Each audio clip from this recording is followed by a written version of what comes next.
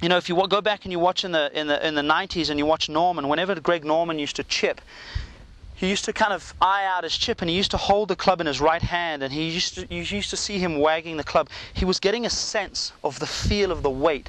So when you've got the weight, you can feel the face opening just slightly, just opening and closing. And if you are soft in your forearms and your shoulders and you just let the club flow, that will naturally happen.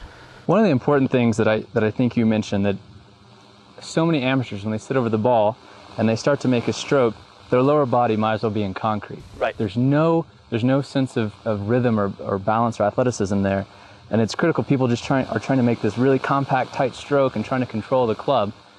You can't chip like that. If you watch any guy chipping on tour, they really use their body to control the club more than just trying to use their hands. And you mentioned that there, when you're really using your body, almost in essence, to pull the club through rather than hitting it with your hand. Well, it's a very good point you bring up for two things. Number one, you want to use your body because that's the natural flow of the shot, okay?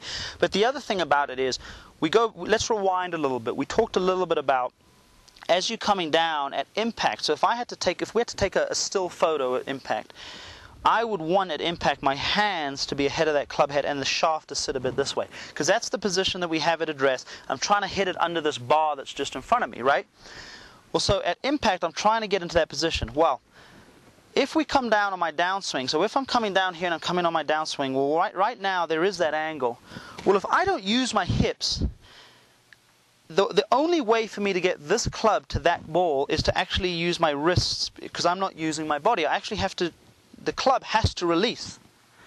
I'm not going to do this, you see. So if I don't use my body and I'm coming down, that has to happen. So you come into that scooping motion where your spine goes back, etc.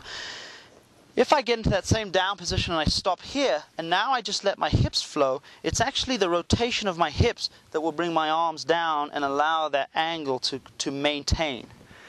It will maintain the angle so I can come in and I can not scoop it. So it's very, very important.